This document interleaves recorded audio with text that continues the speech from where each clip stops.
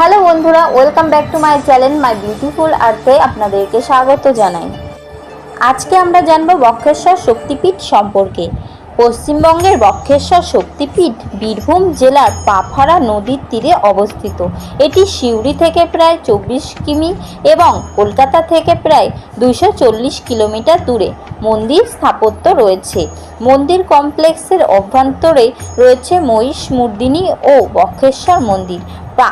প্রাচীন দেবীর প্রাচীন চিত্রকর্মগুলি ভারতের জরিপ দ্বারা সুরক্ষিত রয়েছে এই মন্দিরে।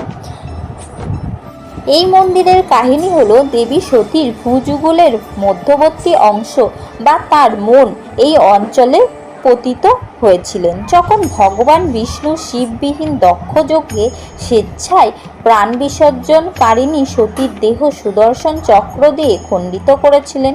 খণ্ডিত অংশগুলি পরে